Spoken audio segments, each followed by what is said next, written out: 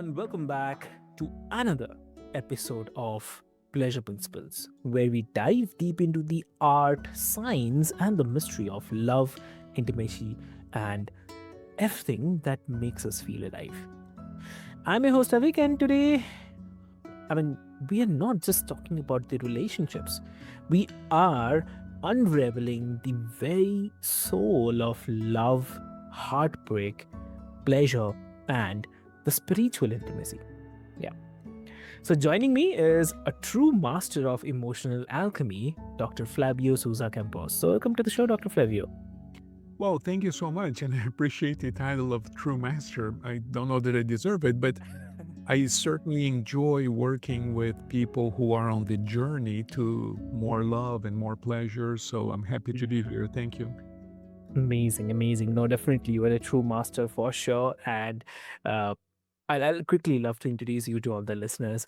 So, dear listeners, Dr. Flavio is an award winning hypnotherapist, author, and the spiritual guide. And he has conducted over 44,000 private sessions, blending biomedical science, mysticism, Kabbalah, and also deep subconscious work to help people transform their relationship and step into the love that they were truly born for. Yeah. So he's the visionary behind Awesome Relations coaching and hypnosis and the creator of ChocoLove Alchemy. So guiding singles to attract the real sacred love through the inner transformation. And his novel, Frank Beller Finds the Edge, which recently won the Pen and Quill Award and offers a stunning metaphor on love, healing, and the hidden layers of our relational wounds. So, dear listeners, buckle up because this is going to be vulnerable, expansive, and wildly illuminating. So, why to wait? Let's get started. Welcome to the show again, Dr. Flavio. Thank you so much. What a lovely introduction.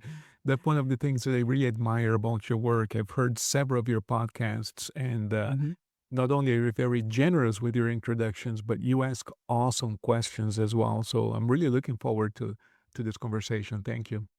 Thank you so much, Dr. Flavio. And uh, like I mentioned in the while introducing you, so from there, I'd love to ask, like, you say that most life problems are the relational or the relationship problems, and most relationship problems are the spiritual problems in disguise. So I mean, it's definitely a powerful statement. So if you can unpack this for us. Well, yes, I think that we live in a culture, at least here in the United States, where we value this idea of independence, right? Where I'm Yeah. independent because maybe I have a job and I make money, so I don't need you to give me money, that kind of thing. So people begin to believe that we're all independent of one another. And what's interesting is that the more connected we are through social media or the internet, whatever, the more lonely people are feeling. And a couple of years ago, the Mhm. Surgeon General of the United States, Dr.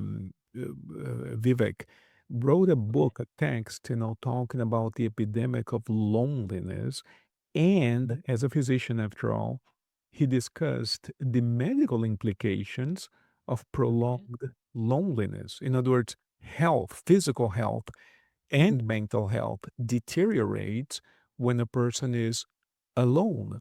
We also know from studies in longevity and studies Okay. on long term wealth generation that people Mhm. who are in healthy relationships both live longer and Mhm. become wealthier than people who are single, statistically speaking. I'm not saying that there are no exceptions, but statistically, the data seems to support that conclusion quite strongly and robustly. Mhm. So, what we find is a dichotomy. On one hand, we find people feeling that they're more and more independent. They have access through dating apps to, very quick interactions with other adults. Mhm. on one hand. And on the other hand, we're feeling more and more depressed. In some regions of the world, the suicidality is going up, Mm, natality or birth rates are going down, populations are actually decreasing in certain regions of the world. People don't want to have babies anymore.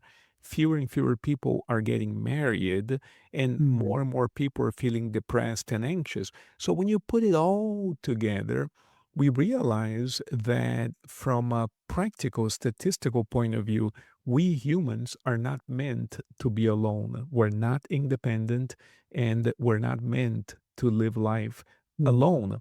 We're meant to be paired up. Now, from a spiritual point of view, when you look at the spiritual traditions, such as the mm, Bible, Kabbalah, ancient stuff, mm. and even philosophy, like when you look at ancient Greek philosophy, going back to Plato Yeah, some 2,500 years ago, there's this whole yeah. idea that none of us is Mm, complete. We're not complete. We're all a fraction of something. And as a mm, result, we're all looking for something that completes us. Of course, mm, Plato, some 2,500 years ago, in a speech, in a text, talked about this idea of soulmate. And of course, this is an allegory, this is a story, but it represents a very powerful spiritual principle.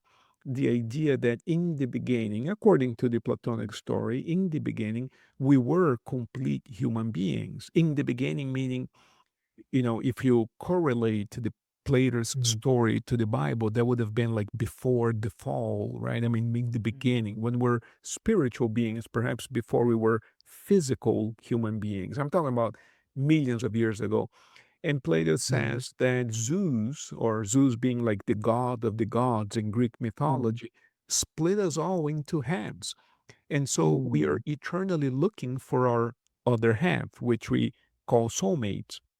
Yeah. Now, if you talk to most people, they may not accept the idea of soulmates. They may not, they might Mm, tell you that they prefer to be single, whatever. But the numbers don't lie. yeah. Statistically, either a person is paired up with somebody, they're Mm, coupled, or they're looking for somebody. So yeah. we're definitely not meant to be alone. That's for sure. Exactly. Wow. Amazing. And also, if I may ask, like, uh, when people first come to you, maybe frustrated or heartbroken, how do you help them recognize the spiritual root beneath their romantic pain? Well, romantic pain is just a label, right? In reality, the pain, when a person is in heartbreak, something Mm, very, very precious within them broke down. Now, I have been in that situation myself. I've written a couple of books about it, but also I have been working, as you mentioned, for almost 30 years now with other people, and mhm, because I went through that experience, I took a special interest in learning and studying other examples of people who were completely okay. broken as well. And Mm, sometimes the inciting event or the apparent cause of the problem is mm, the breakup of a romantic relationship. But when you mm, examine the situation way deeper, that is the least of the person's problem. There's something way deeper that happened. And when we examine this deeper and deeper and deeper, and I use hypnosis, I work with people with hypnosis, mm, meaning that we go deep into the unconscious work. And what really happens in heartbreak is that a portion of us dies.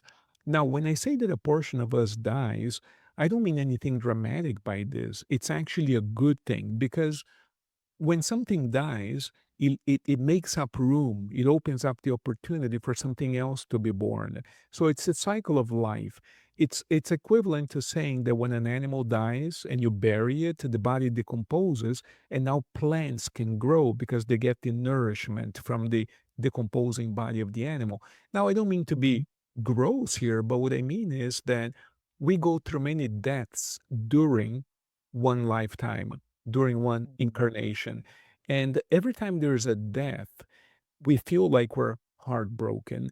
And mm, rather than getting into a depression, which is almost inevitable in those cases, and accepting that life is over, we can Mhm. accept that we have died, metaphorically speaking, of course, Mhm. and begin to create a brand new life. And when a person embarks on that journey, they accept that because Mhm. we go through a process called grieving. We grieve, Mhm. right? It's like when a dear friend of yours dies, we go through this process of grieving. We go through anger, we go through anxiety, we go through Mhm. bargaining. We go through all of those stages of grief, and it all Mhm. ends with acceptance. So at a certain point, we say, you know what? My life as I knew it before is actually over. Mhm. And that's a great thing. Why? Because I'm alive, I have experiences, I have knowledge, and I can actually Mhm. create a new life. I can reinvent myself and begin all over again. Mhm. So when the person accepts that, but not superficially, when they Okay. accept that at a deep unconscious level, we can Mhm. actually begin the work of building a new life. Oftentimes, people discover that there were things they've always wanted to learn or explore Mhm. or do, and they never did before. So they begin to engage in those activities, but not as a pastime, not as an excuse, not as a way of masking the pain, but instead, Mhm. they now engage in those activities with a whole new sense of purpose. They're actually building a new life, and Mhm. heartbreak goes away, and Yeah. a person will, at least the people I have interviewed and worked with, they'll tell Mhm. you, I am happier now than I was before the heartbreak. Mhm. True, I agree. Wow. And this is also very interesting, I mean, but before that, I'd love to mention, like, often we tend to approach break like a kind of transaction, like fix me so I can find someone else. But uh, but I really love like how you are inviting us to see heartbreak as a kind of sacred um, initiation instead. So um, that's I really love. Yeah. Yep. Yeah, it's interesting. You mentioned the word Mm. initiation in the Mm. traditional mystical schools. Mm. And I know that in India, you have a Mm. very large concentration of those schools. Mm. And Yeah. of course, a very, very, very rich tradition in mysticism and spirituality in India, but throughout the world as well. You Mm. have mystical traditions in which the symbolism of death is used Mm. as a representation of a rebirth. In other words, it's Mm. very difficult to change Yep. us. It's very difficult to change. So, these ancient philosophers and mystics Mm. learned that sometimes it's actually easier to simulate symbolically a Mhm. death and a rebirth. So in Christianity, for instance, we talk a lot about resurrection, right? There's this death, Mm. you wait 3 days and you're reborn. So people think, well, Mm. traditional Christians would say, well, that's only one special instance. Jesus died and resurrected. But the whole notion Mm. of Christianity is rooted upon the idea of this same type of transformation that we Yeah. do through baptism and the Mm. incorporation of the Holy Spirit. So within the Christian Mm. tradition, we don't say that the person improves a little. We say that once they're baptized and they receive the Holy Spirit, they become what? They become a new person. And they say, you Mm. died to the world. So I just want to say this because Mm. sometimes a person will call me and they have a religious background. Let's say they're Mm. Christians here in the United States. Yeah. And they say, well, this whole idea of death and rebirth and all of this Mm. mystical stuff and hypnosis and none of that is none of that is good because it's not in the Bible. And they say quite the opposite. All of that is in the Bible. In other words, Yeah. that has been around for thousands of years. Uh-huh. I wish I had invented all of this, but the notion that we're born again and we Mm. die to the world, in other words, die and born again, this idea is straight out of the Bible. I don't approach it Mhm. from that perspective. I'm just saying that it's consistent with the biblical narrative. And that's exactly what happens in heartbreak. Mhm. Yeah. True. Ooh. And quickly, I'd love to also ask this because I was quite. I really love to ask this because um, your work blends hypnotherapy, mysticism, and even biomedical science. So, in your experience, how much, how much of our patterns in love are actually driven by the subconscious? I think all of it, to be honest, all of it. Okay. Because look, Mhm. suppose a person is single, right? And they walk into a room and there might Okay. be, let's just say, for sake of conversation, 100 people there. They look Mhm. across the room, they find, let's say it's a man, right? They look across the room, they see one woman and Mhm. they feel instantly attracted to that woman. I'm giving you this as an example, but I think everybody can relate to this example. I think we have all been there at one time or another.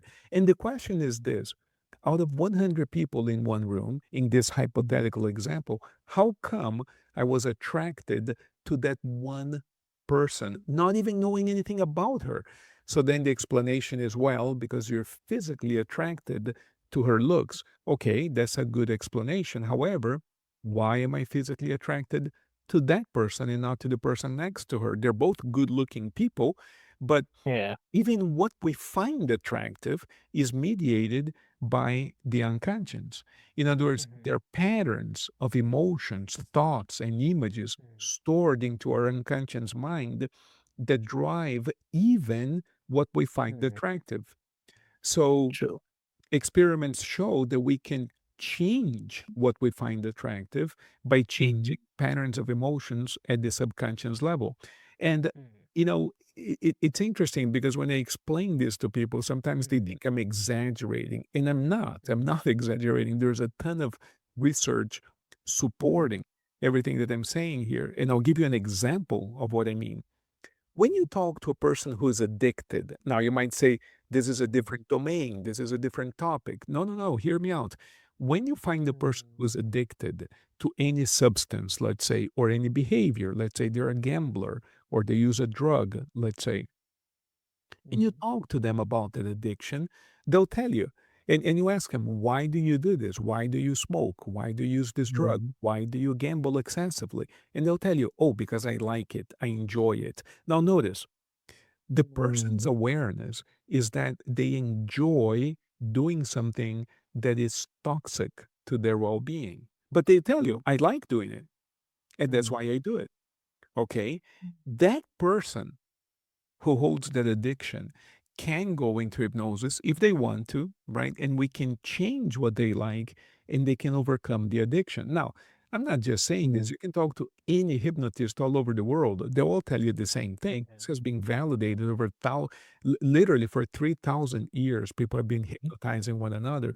And Mhm. not only in the last 100 years, we have a ton of studies to suggest this, but also we have 3,000 years of recorded Mhm. history supporting what I'm saying. You can take a person who's addicted to something because they like it and Mhm. help them not be addicted anymore. In fact, they'll tell you, I Mhm. never liked this, right? Okay, so Mhm. what we like can change if we go into the Mhm. conscience and change certain unconscious emotions. Well, similarly, you find people who say, I like men who are bad, Mhm. right? They can be hypnotized, they can change, and suddenly they say, I don't like that kind of man anymore. Or a woman might, or a man might say, I like women who are promiscuous. Mhm. I like they're easy, they're sexy. I like that. Well, as an example, I'm not saying there's anything right or wrong with any of that. I'm simply explaining that the person might have one set of preferences when it comes to their sexuality and romantic interests. And that once they address their own unconscious emotions, the very core of what they Mhm. like or what they're attracted to can change. There's a famous example in a paper by Sigmund Freud about 100 years ago. Okay. In other words, none of this is new, right? And Mhm. this is an example of a woman that he was treating who Yeah. I believe was on her fourth husband who was an alcoholic. Now, the details might be a little bit off because I read this some 20 years ago, but something like this. And she is describing to Dr. Freud what she felt when she Mhm. first met her fourth husband, who turned out to be an alcoholic. And she said that when she met him at a party, at a bar of some type, Mhm. she smelled alcohol on his breath, and she told herself, this is Okay. trouble, but it feels so good. Now, her previous three husbands were all alcoholic, and her Mm, life with them was a disaster. So she mm, makes another, in other words, cognitively or rationally, she knew that marrying an alcoholic would be very difficult because she had already done that true. three different times in the past. And then she Yeah. says that she meets this man, she smells the alcohol, and she says, Mhm. I know this is trouble, but it feels good. In other words, it feels good, meaning she likes Mm, it. She likes the trouble, right? Well, it turns out true. in her therapy with Dr. Freud that her father was an alcoholic and he would frequently come home drunk and she would smell the Okay. alcohol, but the father was loving toward her. Even though he had that Mm, problem with alcohol, he was loving mm, toward her. So she associated love with the mm. smell of alcohol. Now, Got it. so the point I'm making to you is that we all like certain things or dislike certain things, and we seek Mhm. people who satisfy those fantasies. Mm. And in some cases, it's really good. A man might like a woman, for instance, who cooks really well. Perfect. Yeah. Nothing wrong with that. If you like a woman who cooks and you find a woman Mm, who cooks, no problem, right? But if a woman, for instance, as in this example that I just mentioned, mm, happens mm, to have a predilection for men who are alcoholics and mm, that creates turmoil in her life, mm, maybe we can change her predilection. Maybe we can change what she's attracted to so that she can have a better quality of life. Do you see mm, what I'm saying? So our romantic lives, our sexual lives are mm. intimately connected to our unconscious for sure. Yeah, exactly. Very true. Lovely. Wow, Flavio. I mean, I know time is constrained, but this conversation has been nothing sort of alchemical, I would say, like from the deepest wounds to the highest expressions of love. And uh, you have shown us that the real intimacy isn't about finding someone perfect, it's all about becoming the person who can love, receive, and grow at the same time in a ways that we never imagined. So, thank you so much for this. And for all our listeners, like if you find yourself repeating painful patterns, if your heart still aches, or if you are simply curious like how to call in a higher love, then remember, you are not broken, you are becoming. And people like Flavio are the living proof that healing is definitely possible. Yeah. So, Flavio, if someone wants to connect with you, what will be the best medium to connect? So I have books on Amazon, of course, but also Okay. my website has a ton of information. There's a WhatsApp button right there on every page. You can just click on it, reach out to me. The website is Awesome Relations, one word, Yeah. AwesomeRelations.life. Mm. So if you just go on my website, you can read all about what I do. I Mm. work mostly with relationships, but also click on the WhatsApp button or send me an email, whatever. It's all there clearly spelled out in the website. Very easy to find, very easy to find me. And I'm looking forward to talking with you. And Avik, I want to thank you. You know, your questions have been awesome. You do great work, and I'm, you're a big hero of mine. I admire your work. Thank you. Thank you. Thank you so much, Dr. Flavio. I mean, it really, really means a lot. And uh, dear listeners, I'll put all the links into the show notes for your easy reference. And you can find more about Flavio's work, his book, Frank Beller Finds TH, and his ChocoLove Alchemy experience. I'll definitely will find it in the show notes. And with this hope, until next time, stay curious, stay open, and above all, stay willing to receive the love that you were always worthy of. So, this is your host Avik signing off from Pleasure Principles. Till then, be happy. Thank you so much. Thank you. Have a great day.